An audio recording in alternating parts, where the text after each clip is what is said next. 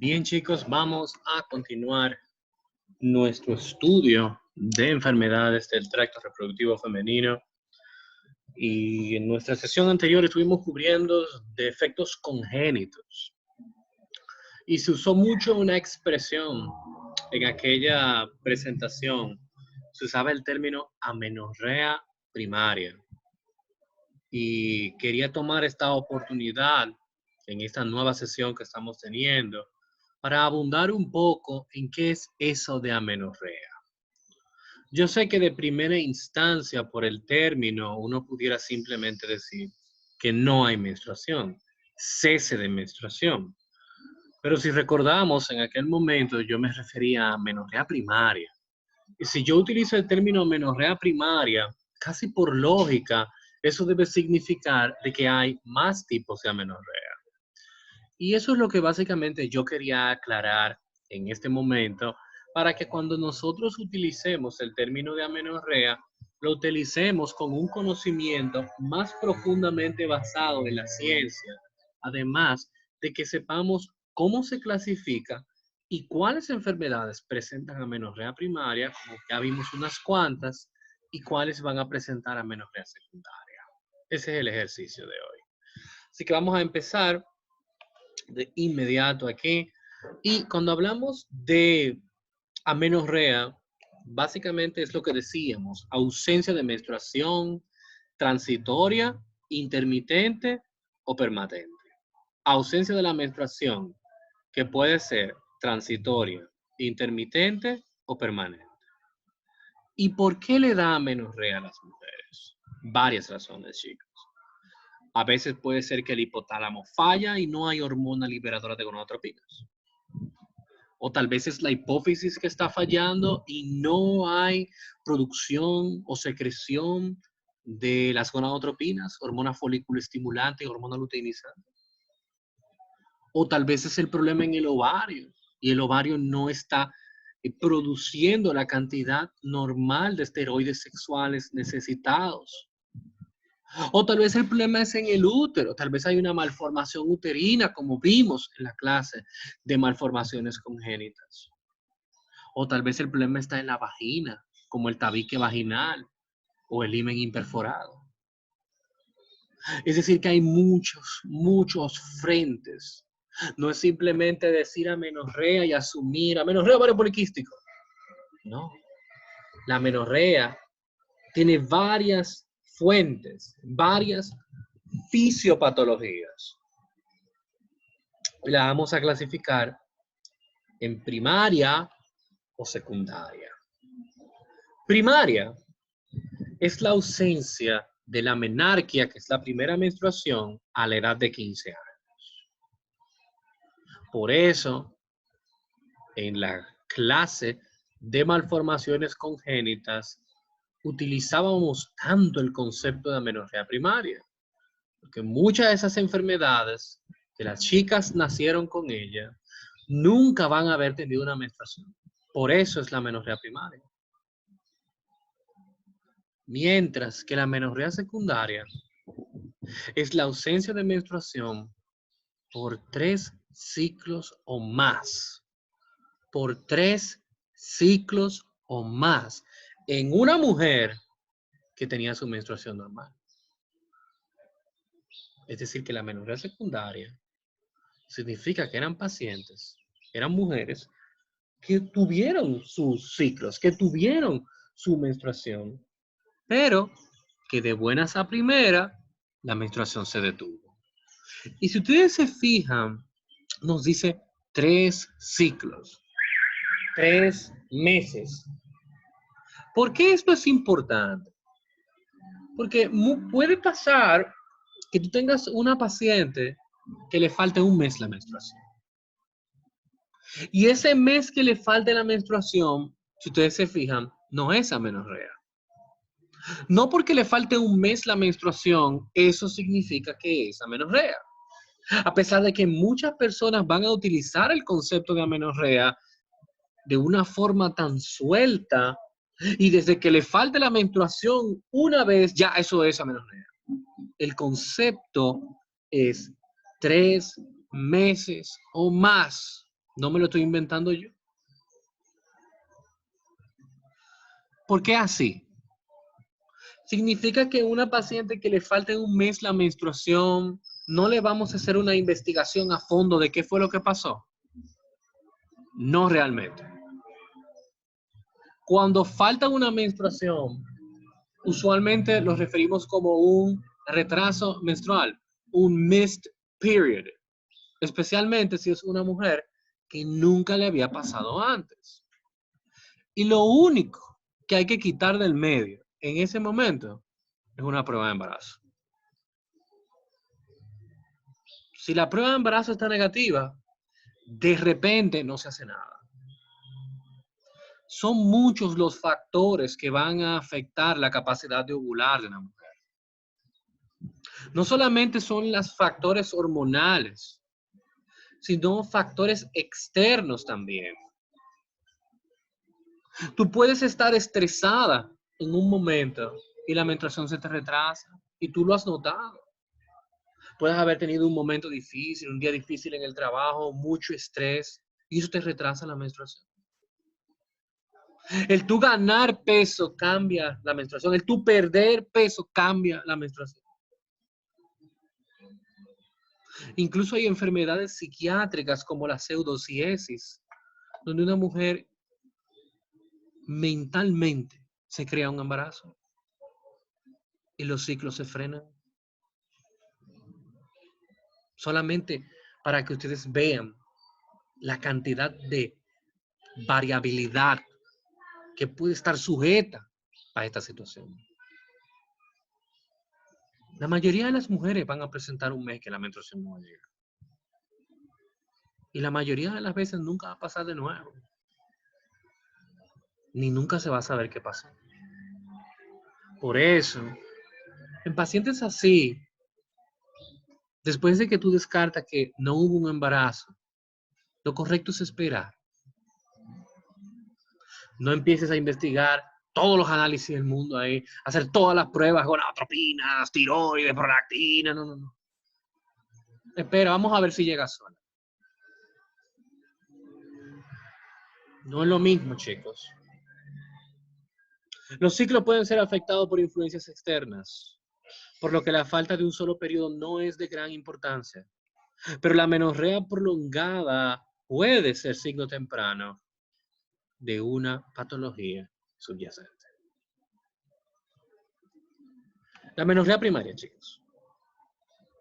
Como ya dijimos, ausencia de la primera menstruación a la edad de 15 años. La chica tiene 15 años, todavía no hay menstruación. 16, nada. 17, nada. 18, nada. No ha visto su primera menstruación. Nunca. Nunca ha conocido la menstruación. Eso es amenorrea primaria. Se define como la ausencia de menstruación a la edad de 15 años en presencia de un crecimiento normal de los caracteres sexuales secundarios. Esto es muy importante, chicos, porque la definición de amenorrea primaria es doble y depende mucho de la presencia o no de caracteres sexuales secundarios.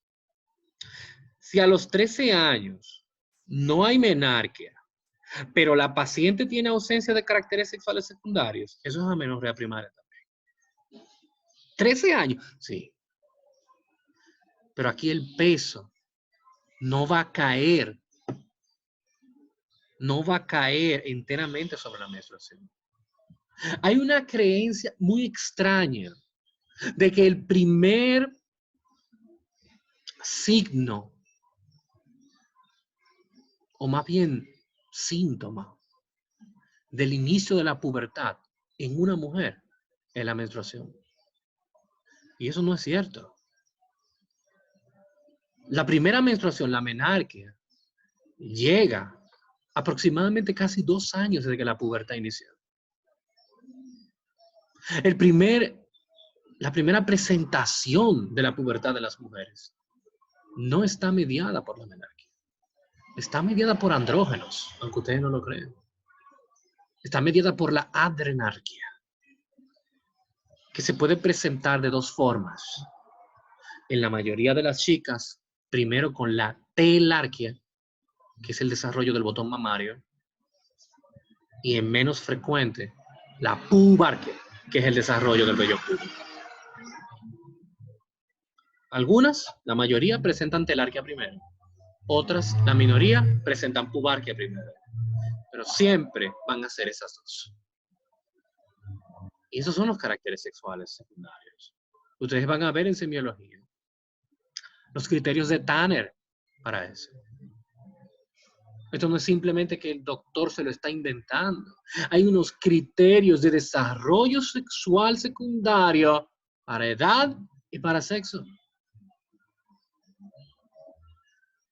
Si vemos que hay un retraso de cómo deberían estar, eso debe ser preocupante. Especialmente para una niña de 13 años. La tendencia ha sido que la menarquia sea más temprana. Mucho más temprana. Antes, el concepto de amenorrea primaria esperaba a los 16 años. Ya no. Ya es a los 15. Y esto se debe a que las chicas se han estado iniciando su vida reproductiva antes. Si tiene 13 años y no hay desarrollo normal de que los caracteres sexuales secundarios, ponte a evaluarla. Si tiene 15 años y tiene caracteres sexuales secundarios normales, ponte a evaluarla. Muy importante que tengamos eso en cuenta. Usualmente la amenorrea primaria resulta de anormalidades anatómicas o genéticas. Sin embargo, todas las causas de amenorrea secundaria pueden ser causas de amenorrea primaria. Por eso ustedes pueden ver la hiperprolactinemia en secundaria y primaria. Por eso ustedes pueden ver el ovario poliquístico en secundaria y primaria. Pero ustedes no van a ver el himen imperforado en secundaria, solo van a ver en primaria. Pero ustedes no van a ver un síndrome de Turner en secundaria, solo van a ver en primaria.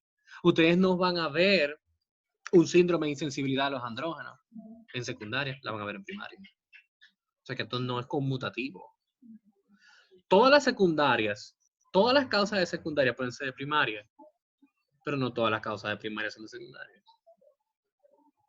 Ahora, ¿cuáles son las causas más comunes? En 50% de los casos, anomalías cromosómicas que causan digenesia gonadal, Turner, ¿verdad? Hipogonadismo hipotalámico en 20%, anorexia, por ejemplo. Ausencia de útero, cervix y vagina, mulleriana, ese Rokitansky, Kusterhauser, 15%. Septum vaginal transverso o himen imperforado, causas vaginales, 5%. Y por último, enfermedades pituitarias, lo dije bien ahora, ¿verdad? Enfermedades de la hipófisis de la pituitaria, 5%, que haya alguna disminución de la producción de las gonadotropinas. Los 5% restantes están la insensibilidad a los andrógenos, que técnicamente es un hombre, es un pseudohermafroditismo, y la hiperplasia renal congénita, que también es una forma de pseudohermafroditismo. Empecemos con la amenorrea funcional hipotalámica. Por definición funcional, no hay una enfermedad anatómica. Lo dice el nombre. Y básicamente se caracteriza por una secreción subnormal de la hormona liberadora de gonadotropinas. Va a haber una alteración de los pulsos normales de ella, lo que va a llevar a una disminución de la hormona luteinizante. Si no hay hormona luteinizante, no hay pico de hormona luteinizante. Si no hay pico de hormona luteinizante, no hay ovulación. Si no hay ovulación, no hay menstruación. Si no hay ovulación, no hay embarazo.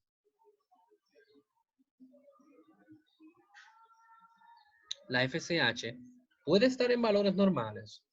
Usualmente el problema está centrado en la hormona luteinizante. Y yo sé que tal vez a muchos les llama la atención. Él menciona la anorexia nervosa. Pero yo pensaba que la anorexia nervosa era otra cosa. Él menciona el ejercicio. Y déjenme explicarles lo que pasa, chicos. Lo que pasa es que la teoría más aceptada para el inicio de las menstruaciones en las mujeres es una teoría que se llama teoría del peso crítico. Teoría del peso crítico. ¿Y qué básicamente es lo que nos presenta esta teoría? Vamos a ver más o menos, ¿verdad? ¿Qué nos dice esta teoría? Esta teoría nos dice que las mujeres deben de tener una cantidad específica de tejido graso para generar suficientes calorías para iniciar las menstruaciones y mantener las menstruaciones. Iniciarlas y mantenerlas. Y esto nos presenta una situación. Esto quiere decir que con menos tejido graso, menos capacidad calórica para iniciar las menstruaciones. Por lo tanto, casos donde hay una disminución importante del porciento de grasa, como puede darse en pacientes con anorexia nervosa y en pacientes que tengan, sean atletas, ¿verdad? Femeninas, eso va a disminuir la capacidad de mantener las menstruaciones. La teoría explica que durante la niñez las mujeres van a estar produciendo GnRH, hormona liberadora de gonadotropinas de origen hipotalámico, ¿verdad? Vamos a estar produciendo GnRH. Genial. Esa GnRH se produce en el hipotálamo ventral. ¿Dónde del hipotálamo ventral? Bueno, se produce en los núcleos arcuatos. Genial. Eso ya lo sabemos. Pero ¿qué pasa? Si las niñas la están produciendo, entonces ¿por qué las mujeres no ven menstruación? Y lo que pasa es que en el mismo hipotálamo se produce otra sustancia que se llama neuropéptido Y. Y ese neuropéptido Y tiene la capacidad de actuar sobre el mismo hipotálamo. Y va a llevar ese neuropéptido Y a una inhibición de la producción de GnRH. ¿Ok? Por lo tanto, la presencia del neuropéptido Y va a literalmente frenar la función de la GnRH. Por lo tanto, la única forma de que una mujer pueda de manera normal ver menstruación es quitando el neuropéptido Y del medio. ¿Quién puede inhibir el neuropéptido Y? Entonces, para eso tenemos que irnos al tejido adiposo. Y en el tejido adiposo vamos a producir, estar produciendo una sustancia, una hormona también de origen peptídica y la vamos a llamar leptina. La leptina es muy conocida incluso porque se está utilizando para el tratamiento de la obesidad. La leptina es una hormona asociada con la saciedad. Es decir, que la persona va a producir leptina y eso va a ir al hipotálamo y le va a decir al hipotálamo en los centros del hambre que suspenda el apetito. Pero eso no es lo único que la leptina hace a nivel del hipotálamo. ¿Ustedes saben lo que hace la leptina? Va a ir y también va a bloquear ¿a quién? Al neuropéptido Y. y al neuropéptido Y estar bloqueado, ¿qué va a pasar con la GnRH? ¿Qué va a pasar con la GnRH? Ahora la GnRH vuelve a funcionar normal. ¡Yupi! Y si tenemos GnRH normal, eso va a producir que nosotros estemos produciendo niveles normales de FSH y LH. Y si nosotros producimos niveles normales de FSH y LH, vamos a tener ciclos normales. Ciclos normales. Por eso, durante la niñez y durante los primeros años de la pubertad, las chicas empiezan a ganar más grasa a nivel de las mamas, de las caderas, de los muslos, de los glúteos, porque ese tejido graso no es malo. Ese tejido graso va a producir leptina y va a llegar un momento que esa leptina va a inactivar el neuropéptido Y por fin va a liberar tu eje hipotálamo, hipófisis, ovario. De nuevo, esto es una teoría. Esto es una teoría, pero es, en mi caso, que soy su profesor, la teoría para mí que mejor lo explica. Y yo le puedo dar un ejemplo con la anorexia. Podemos hacerlo con la anorexia. ¿Por qué podemos hacerlo con la anorexia? Porque la anorexia nervosa, vamos a ponerlo aquí abajito, porque la anorexia nervosa es un déficit psiquiátrico donde la persona se percibe con un peso diferente al que tienen. Usualmente se ven como si estuvieran gordos siempre, como si tuvieran sobrepeso siempre. Y esto lo lleva en 40% de los casos a presentar bulimia, los lleva a utilizar diuréticos, los lleva a no comer y pierden mucho peso. Pierden mucho peso, mucho peso. El paciente va a perder,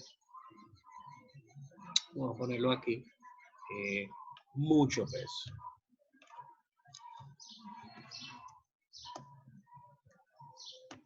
Pérdida masiva de peso. Y si pierden mucho peso, ¿qué va a pasar con la leptina? ¿Dónde dijimos que se produce la leptina? ¿Dónde dijimos que se produce la leptina? En el tejido adiposo. Y si hay mucho peso, ¿qué va a pasar con el tejido? Si se pierde mucho peso, ¿qué va a pasar con el tejido adiposo? Va a disminuir. Disminuye el tejido adiposo. Por lo tanto, disminuye la leptina.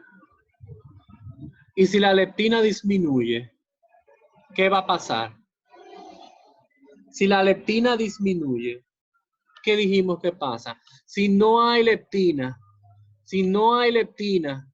porque la paciente ha perdido peso, ¿qué va a pasar? Genial. El neuropéptido Y va a estar libre para hacer lo que quiera otra vez. ¿Y qué es lo primero que va a hacer? Fantástico. Lo primero que va a hacer es bloquear otra vez el eje, bloquear la FSH y la LH y quitarle los ciclos menstruales a la paciente. ¿Por qué las anoréxicas no ven menstruación? Por esto. ¿Y ustedes saben cómo más yo me lo puedo probar? Porque el hipogonadismo que presentan las mujeres anoréxicas es un hipogonadismo hipogonadotrópico. Eso significa que cuando midas la FSH y la LH van a estar disminuidas. Van a estar disminuidas. Y esto, como ya les dije, lo vamos a llamar hipogonadismo hipogonadotrópico. ¿Ok? ¿Por qué?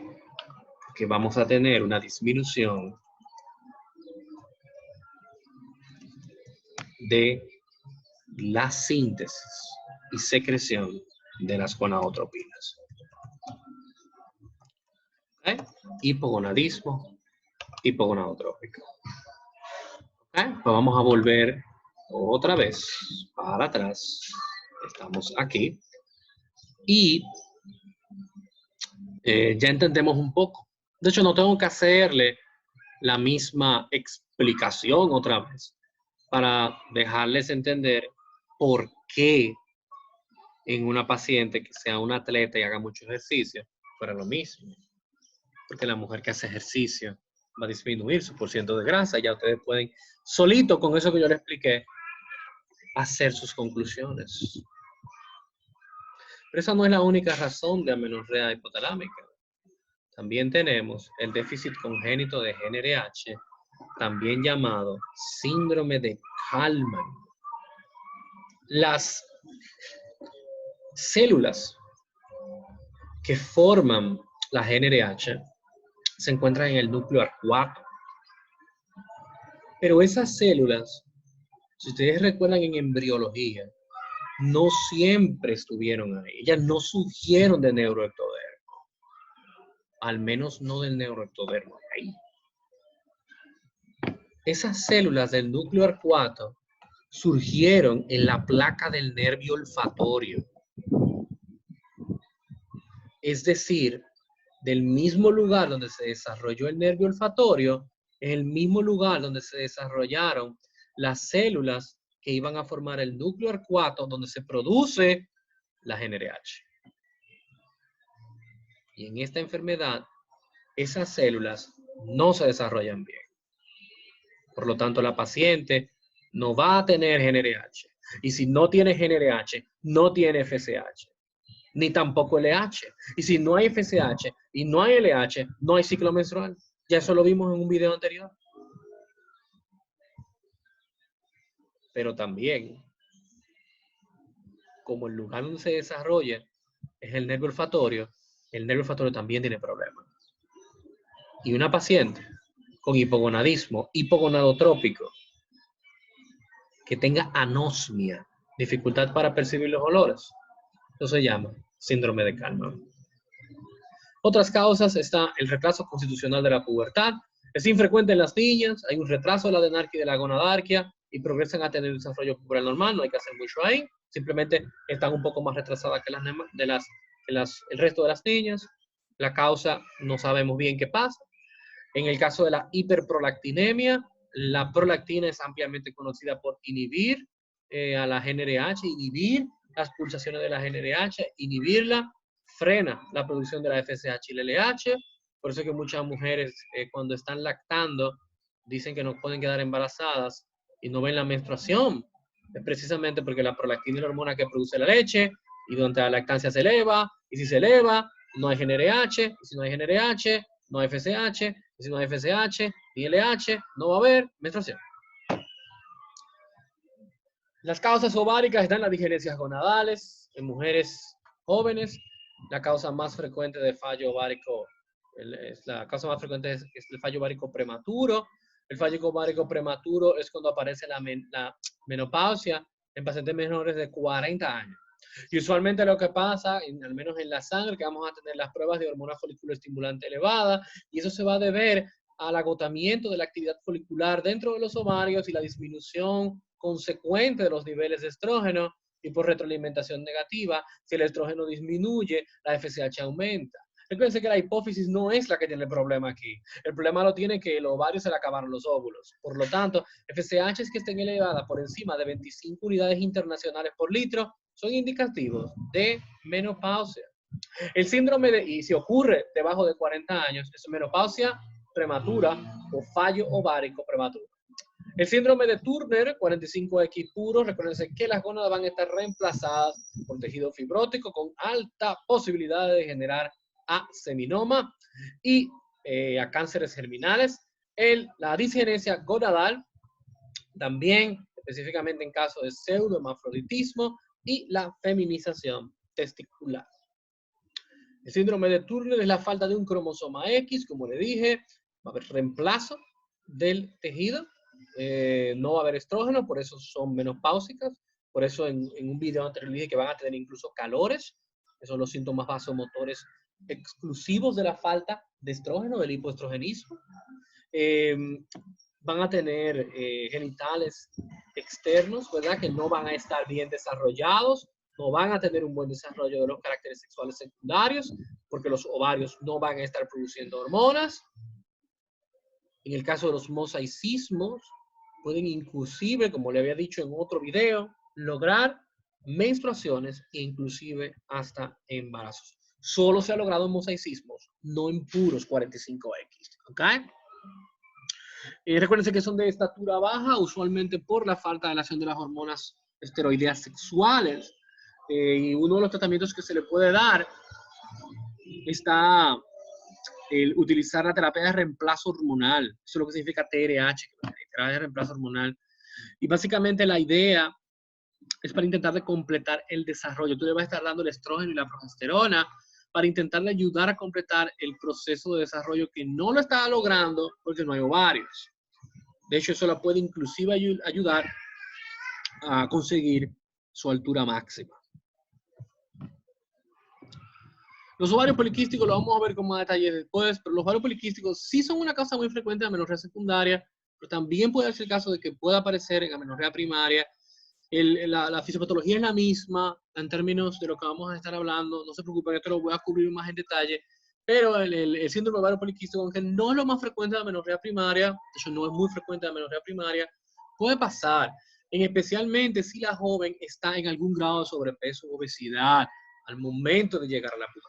¿Okay?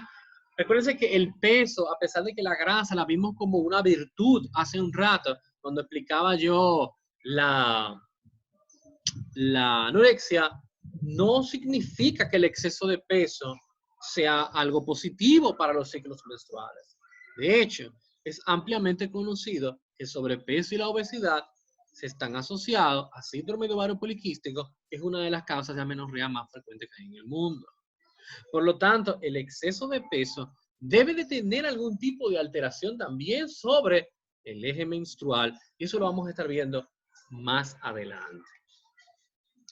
Otras causas son las causas autoinmunes, como una oforitis autoinmune, radioterapia, que puede destruirlo, los tejidos ováricos, y la quimioterapia también.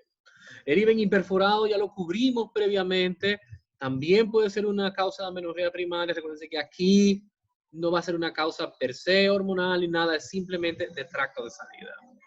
El septum vaginal transverso se presenta similar clínicamente a lo que es el himen imperforado, pero el defecto no va a estar en el vestíbulo de la vagina en la entrada, sino dentro de la vagina. Va a ser un tabique vaginal que también puede ser reparado por sentir. La agenesia vaginal, hablamos también, que podemos llamarla agenesia mulleriana o Mayer-Rokitansky-Kuster-Hauser. La hemos hablado que es básicamente la ausencia congénita del tercio superior de la vagina, el útero, ¿verdad? De forma variable, y el cervix y las trompas del falopio. No sabemos realmente cuál es la etiología y estuvimos hablando que sí van a tener ovarios funcionales, por lo que pueden presentar caracteres sexuales secundarios normales, un cariotipo femenino, 46XX, son chicas, o sea, genotípicamente son chicas, y inclusive descubrimos levemente en el video de efectos congénitos, pudimos cubrir un poco de cuáles serían algunas de las opciones que podemos hacer por ellas. También hablamos un poco del síndrome de insensibilidad a los andrógenos, ¿verdad? Que es uno de los diagnósticos diferenciales, pero vimos la diferencia. Vemos la diferencia y es que en el caso de la insensibilidad a los andrógenos genotípicamente son varones. De hecho, la testosterona va a estar elevada, el desarrollo puberal no va a ser el esperable, no tienen ovarios, lo que tienen de hecho son testículos, y evidentemente la línea terapéutica es muy diferente. Lo mismo lo comparamos en un cuadro que teníamos en el video anterior con el septum vaginal y el himen imperforado. En cuanto al síndrome de insensibilidad a los andrógenos, son 46XY. Recuérdense que el molde embriológico está más cerca, al menos en lo fenotípico, en lo físico, a una mujer que a un hombre. Los hombres, la diferenciación sexual de los hombres, al menos en los caracteres externos, que de hecho requiere un andrógeno muy potente, la dihidrotestosterona, es más difícil de lograr. Hay que hacer más trabajo para parecerse físicamente a un hombre que a una mujer. Las crestas están separadas, las crestas genitales. Asemejan más fácil los labios. Para eso hay que fusionarse para que sea la base del escroto. Por lo tanto, es esperable que en una enfermedad donde los receptores de los andrógenos no están funcionando bien, sabiendo nosotros la dependencia de los andrógenos que tenemos nosotros para la diferenciación de los genitales internos y los genitales externos, ya tú te puedes imaginar la gran línea de problemas que esto va a llevar. No es que el testículo no está ahí. No es que el testículo no está produciendo testosterona. No es que no se está produciendo dihidrotestosterona. De hecho, pueden encontrarse hasta elevados en sangre. El problema es que el receptor no funciona. Similar que la diabetes tipo 2. Hay mucha insulina. El problema es que el receptor no funciona. Estos pacientes no van a tener la capacidad de desarrollar características sexuales secundarias. Ni de hombre ni de mujer. Porque recuérdense que le dije que la adrenarquia, que es el primer evento puberal en mujeres, depende de andrógeno también. La telarquia es mediada por andrógenos. La pubarquia es mediada por andrógenos. Y lo que falta aquí es andrógeno. Por lo tanto, ni va a haber desarrollo ni de un lado ni del otro. Pero claro, al nacer, el pediatra revisa, pero esto parece una niña. Y vive como una niña. Su vida entera como una niña. Ya cuando llega a los 15, 16 años, el papá se preocupa y te la lleva a ti. Y como dijimos en el otro video, ahí está la sorpresa. No es una niña. Diagnóstico: ausencia de útero, vaginas y trompas de falopio. El examen físico, recuérdense que no es un tacto vaginal, recuérdense que estas chicas no han tenido relaciones sexuales, son niñas, es por el recto que se va a hacer el examen o abdominal. Testosterona elevada o algunos casos normales, cariotipo 46XY. Hay que sacar esos testículos de ahí adentro rápido, porque usualmente cuando los testículos están en esas situaciones de digenesias gonadales, en esas situaciones de pseudomafroditismo, que no saben muy bien qué es lo que tienen que hacer, lo que hacen es convertirse en células cancerosas. El riesgo de generación a cáncer no es terriblemente alto, 2.5%, pero está ahí, vamos a sacarlo. No como que estén haciendo nada. El déficit de 5-alfa reductasa, una enfermedad que fue descrita en República Dominicana, aunque ustedes no lo crean. 46XY también. Yo les había dicho que la 5-alfa reductasa es la enzima que transforma la testosterona en dihidrotestosterona, que es necesaria para los genitales externos. Si no hay dihidrotestosterona, no hay genitales externos. ¿Va a haber testosterona? Sí. ¿Va a haber genitales internos? Sí. Los genitales internos que van a aparecer una niña. ¿Cómo es? O sea que va a haber testículos. Sí. ¿Va a haber epidídimo? Sí. ¿Va a haber pasada deferente? Sí. ¿Y ductos eyaculatorios? Claro que sí. ¿Pero va a haber pene? No. ¿Va a haber escroto? No. ¿Y qué va a haber? El tubérculo genital, que parece un clítoris, y las crestas sin funcionar, que parecen los labios. Al final del día, cuando nazca, creen que es una niña también. Está en el punto medio, pseudo-hermafroditismo. Estos son hombres. ¿Por qué lo incluimos en amenorrea primaria? Porque, porque la razón por la que tú te la van a llevar por primera vez es por amenorrea primaria. No le ha llegado la menstruación a la niña. A la niña. Les va a tocar a ustedes dar la noticia. El déficit de 17-alfa hidroxilasa. Esta enzima yo se la había mencionado antes. Se la había mencionado transformando los andrógenos a estradiol. No sé si recuerdan eso. En la teoría de 2 células y 2 gonadotropinas en el video del ciclo menstrual. Le dirán, Qué raro. La 17-alfa hidroxilasa es codificada por un gen que se llama 6p17. El 6p17 no solamente codifica una enzima, codifica la 17-alfa hidroxilasa, su casi gemela, la desmolasa, y la 17-20 liasa. Las tres están codificadas por el mismo gen. ¿Ok? Aquí, en este caso, no se va a formar cortisol. Y en esta situación, eso va a llevar a un exceso de ACTH. La falta de cortisol lleva a un exceso de ACTH. La falta de cortisol lleva a un exceso de ACTH.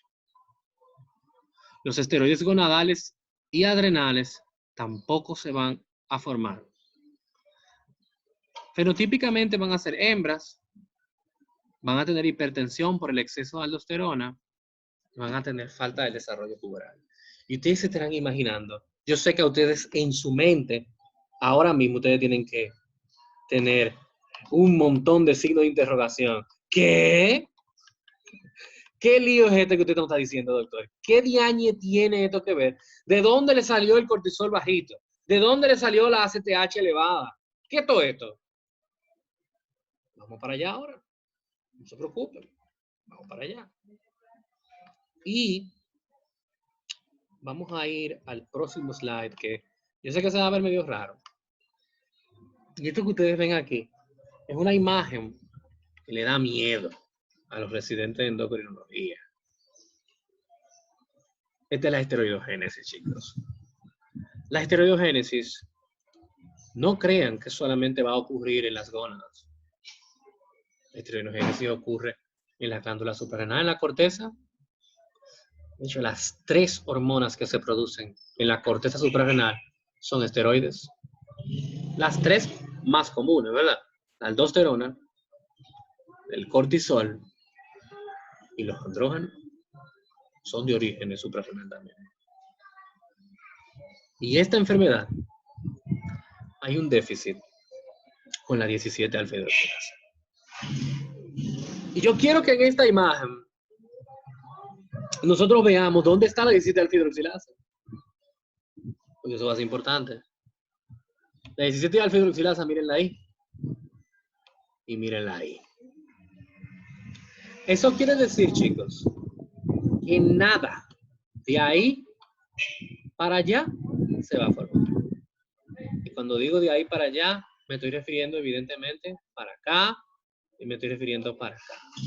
Es decir, todo eso que ustedes veían que estaba ahí, que hidroxiprenolona, que hidroxiprogesterona, que deoxicortisol, que cortisol, que hidrotestosterona, que testosterona, que androstenediona, que sulfato de dehidroepiandrosterona, nada de eso.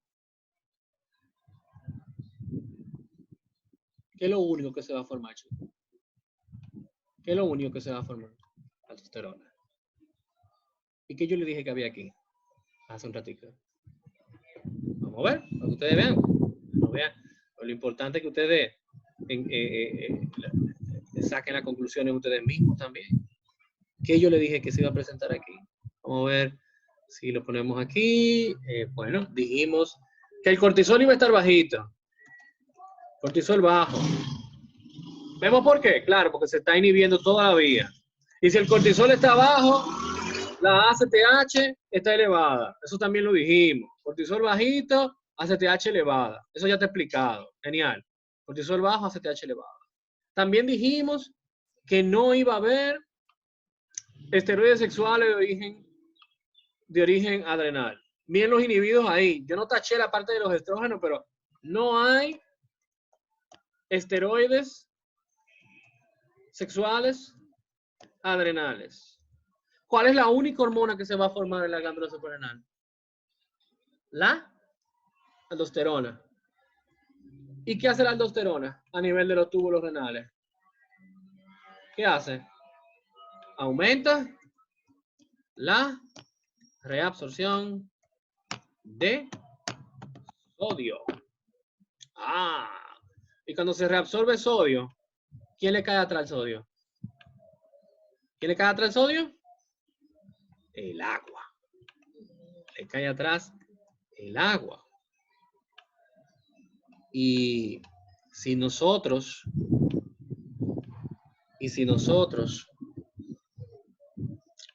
tenemos un aumento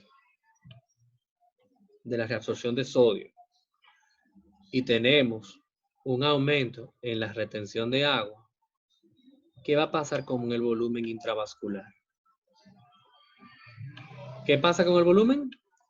Volumen, espérense que lo puse, ahora sí. ¿Qué pasa con el volumen? Volumen intravascular aumenta.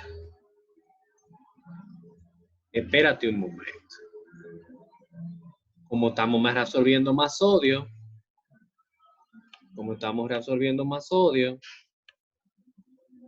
y ahora el agua aumentó, el volumen intravascular aumenta. ¿Y qué pasa con la resistencia vascular periférica? Ya estamos llegando, ¿verdad? Si el volumen intravascular aumenta, la resistencia vascular aumenta. A mayor volumen, mayor resistencia. Y a mayor resistencia, mayor presión. Ahí lo tienen. Ahí lo tienen. ¿No se lo inventó el doctor? Lo llegamos ustedes y yo, llegamos aquí. Acabamos de subir la presión a la paciente. ¿Le quitamos la función gonadal? Sí. ¿Le quitamos la función de cortisol? Sí. ¿Lo ven? ¿Y qué decía el slide anterior? Vamos para allá para que ustedes lo entiendan. Decía, falta el gen que codifica esas enzimas, no se forma cortisol, hay exceso de ACTH, los esteroides gonadales y adrenales no se sintetizan, son hembras fenotípicas con hipertensión por exceso de aldosterona y falta de desarrollo en la pubertad. ¿Ya lo vimos todo eso? Déficit 17 alfa-hidroxilasa, hiperplasia adrenal congénita se llama. Otra causa está el síndrome del testículo desaparecido, que no es una enfermedad, sino una consecuencia de algunas de estas. Y la falta del gen determinante del sexo, el SRY, que se encuentra en el vaso corto del cromosoma Y. Como ustedes saben, es importante para la señalización y el cambio, ¿verdad?, de la gónada indiferenciada a un testículo. ¿En qué consiste la evaluación diagnóstica? En la historia, número 1, vamos a ver si completó los estadios de la pubertad, incluyendo el estirón de crecimiento, la presencia de vello púbico y axilar, las glándulas sudoríparas, el desarrollo mamario. La falta de desarrollo puberal sugiere alteración ovárica, sugiere alteración de la hipófisis o algún tipo de problema cromosómico. Historia familiar de pubertad ausente o tardía, tal vez un desorden familiar. La altura de la paciente en relación con sus familiares, baja estatura se relaciona con síndrome de Turner o inclusive con enfermedades del eje hipotálamo-hipófisis. ¿Fue la salud neonatal e infantil normal? Crisis neonatales sugieren hiperplasias adrenales congénitas, recuérdense de el déficit del cortisol. También una mala salud puede ser indicación de enfermedad del eje hipotálamo-hipófisis. ¿Hay algún síntoma de virilización? Hirsutismo, acné, clitoromegalia. El síndrome de ovario poliquístico tiene exceso de andrógeno. ¿Algún tumor que secreta andrógeno? ¿Le está saliendo barba a la niña? ¿Bigote? ¿Pelo en el pecho? ¿Vello en patrón androgénico? ¿Se le está cayendo el cabello como si fuera un hombre? ¿Una alopecia androgénica? ¿Tiene obesidad central como engordamos los hombres? Últimamente ha habido estrés, cambio de peso, dieta, hábitos de ejercicio o enfermedades que sugieran amenorrea hipotalámica. ¿Ha utilizado drogas asociadas con la amenorrea como la heroína? ¿Existe galactorrea, que es la presencia de salida de contenido lácteo a través del pezón? Eso puede ser prolactina. Algunos medicamentos la pueden aumentar como la metildopa y la metocopramida. ¿Existen síntomas de otra enfermedad que pudiera estar afectando la hipófisis o el hipotálamo? Dolor de cabeza, tumores, alteraciones en el campo visual, tumores, fatiga, poliuria, polidipsia, diabetes insípida, problemas con la antidiurética. En el examen físico, evaluar el desarrollo puberal, su altura, su peso, el largo de los brazos, desarrollo del tejido mamario, los estadios de Tanner, examen genital, ver el tamaño del clítoris, la disposición del vello púbico, si el himen está ahí, la profundidad de la vagina, en la que evidentemente eso es difícil en términos físicos porque es a través rectal si se puede hacer. La sonografía pélvica es muy útil por igual. Muchas veces eso es lo que se va a usar, pues son niñas la mayoría. Examen de la piel, acné, hirsutismo, todo eso mediado por andrógenos. Evaluación de hallazgos clásicos de Turner, como el cuello, ¿verdad? El cuello al lado, la línea del pelo baja, el tórax ancho, que son problemas de Turner. Pruebas de laboratorio, hay que medir hormonas sexuales, hay que medir gonadotropina, hay que hacer sonografía, en algunos casos hasta resonancia. Si el útero está presente en la menorrea primaria, si el útero está presente, las estructuras mullerianas están normales.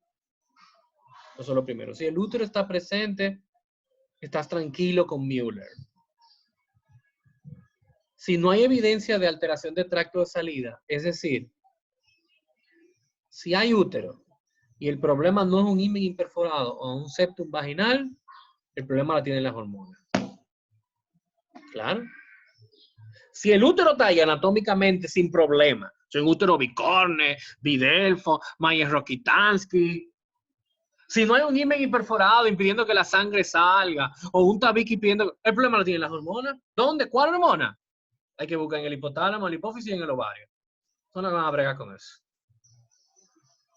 La FSH alta indica fallo ovárico. Hay que hacer un cariotipo para descartar Turner, ¿verdad? O inclusive, ¿verdad? La presencia de un cromosoma Y. FSH baja puede ser una menorrea hipotalámica, un hipogonadismo hipogonadotrópico, un síndrome de Kallmann. La prolactina y la TSH, ¿verdad? La prolactina elevada, recuérdense que está asociada a problemas de amenorrea. El hipertiroidismo y el hipotiroidismo, ambos están asociados también. Si hay hiperandrogenismo, testosterona elevada, puede ser un ovario poliquístico, un tumor secretor de hormonas androgénicas. El sulfato de dehidroepiandrosterona, ese andrógeno solo se produce en las glándulas suprarrenales. ¿Ok? Por lo tanto, si ese está elevado, es adrenal el tumor. En el ovario solo se producen dos andrógenos, la androstenediona y la testosterona. Más nada. Si es hipertensa, investiguen su hiperplasia adrenal congénita. Si el útero no está, bueno, ahora sí hay problema. Hay que hacer un cariotipo para decir una mujer. Y hay que medir la testosterona. Distinguir entre una alteración mulleriana, ¿verdad? Y una insensibilidad entre los andrógenos va a ser muy importante. ¿Ok? Porque una alteración mulleriana como un Rokitansky no va a tener útero, pero el cariotipo es 46XX. Y la testosterona va a estar normal. La insensibilidad de los andrógenos no va a tener útero, pero es 46XY. Y la testosterona puede estar normal también. En el 5-alfa reductasa, el déficit de 5-alfa reductasa, también no hay útero, pero es 46XY. Y la testosterona puede estar normal. Tratamientos variados, no me voy a meter ahí.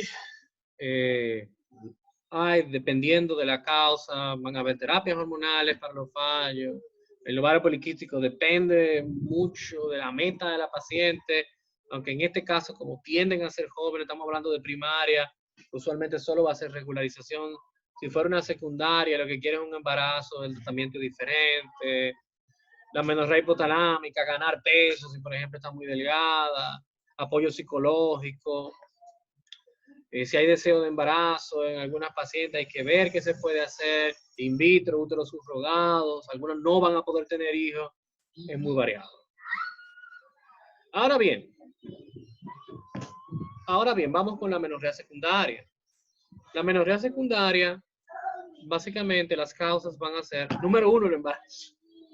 ¿Cuál es la causa de que le falte la menstruación a una mujer en edad reproductiva? Embarazo, después de ahí busca todo lo otro. Solo primero. Ahora, después de que descartaste el embarazo, 40% son ováricas, 35% hipotalámica, 19% pituitaria, 5% uterina y variadas en 1%. La amenorrea funcional que vimos ahorita también produce amenorrea secundaria. Lesiones infiltrativas como la sarcoidosis, enfermedades sistémicas como la enfermedad celíaca, algunos tumores a nivel de la silla turca también pueden producir, como el prolactinoma, el craneofaringioma. La hiperprolactinemia, por el exceso de prolactina, que va a frenar la ovulación. El síndrome de Sheehan, que es una isquemia pituitaria postparto asociada a hemorragias importantes que llevan a una disminución del flujo sanguíneo a nivel de la hipófisis, la cual se infarta, por lo tanto puede perder funcionabilidad de producción de gonadotropinas. También tenemos el hipotiroidismo, el síndrome de ovario poliquístico, el fallo ovárico prematuro y el síndrome de Asherman, que son sinequias endometriales en el útero secundarias a muchos procedimientos por aborto. Al realizarse muchos legrados, el proceso fibrótico pega el útero, literalmente, y no hay una cavidad. Además de que el tejido endometrial no va a responder a la acción de las hormonas, es decir, ni va a proliferar ni va a secretar. Y la enfermedad de Netter, que es tuberculosis endometrial. Primero quiten el embarazo del medio y después de que quiten el embarazo del medio, pueden empezar con las mismas preguntas que hicimos anteriormente. Pueden agregarle preguntas como si hubo una hemorragia importante durante el parto para el Sheehan, si ha habido legrados, si ha habido endometritis o infecciones, ¿verdad?, que pudieran afectar el endometrio. El índice de masa corporal, valorarlo, especialmente en pacientes que tengan índice de masa corporales elevados, por encima de 25, sobrepeso, ¿verdad? De 30 a 35, obesidad 1, de 35 a 40, obesidad 2, y por encima de 40, obesidad mórbida, o que estén por debajo de los normales, ya sería bajo peso para una amenorrea hipotalámica. Y el hirsutismo, el acné, las estrías, la acantosis nigricans, que son hiperpigmentaciones en las áreas de declive, vitiligo, que es una enfermedad autoinmune que tiende a acompañar algunas de estas condiciones, también tenemos que tomarlo en cuenta. Galactorrea, examen vulvovaginal que nos puede dar datos de atrofia. En una mujer joven, atrofia te sugiere falta de estrógeno, que te sugiere fallo ovárico prematuro. Inflamación en la parótida o erosión en los dientes, que te habla de bulimia nerviosa asociada a anorexia nerviosa, que te habla de amenorrea hipotalámica. Es extremadamente importante, chicos, siempre que tomen en cuenta la HCG para descartar e iniciar las demás pruebas. El tratamiento siempre va a ir dirigido a cuál es la causa. Como pueden ver, al igual que anteriormente, hay muchas líneas de tratamiento. Algunas similares, algunas no. Pero siempre va a estar orientado a cuál va a ser el diagnóstico. Por eso es importante no solo quedarnos en amenorrea. Es importante dividirla en amenorrea primaria y secundaria para empezar nosotros a intentar de llegar a un diagnóstico. Y como ven, hay muchas razones. Y como ven, hay muchas pruebas. Y como ven, hay muchos tratamientos. Y nosotros como médicos tenemos la responsabilidad de poder determinar cuál de todas esas causas que ven aquí y de todas esas causas que ven acá de amenorrea secundaria, cuál es la que tiene tu paciente. La próxima vez que tenga una amenorrea enfrente de ti, no simplemente digas, amenorrea, sino que empieza a hacer el estudio para intentar de lograr encontrar la causa. Porque de eso va a depender el tratamiento de la paciente. En la próxima clase vamos a estar hablando de síndrome de ovarios poliquísticos. Nos vemos.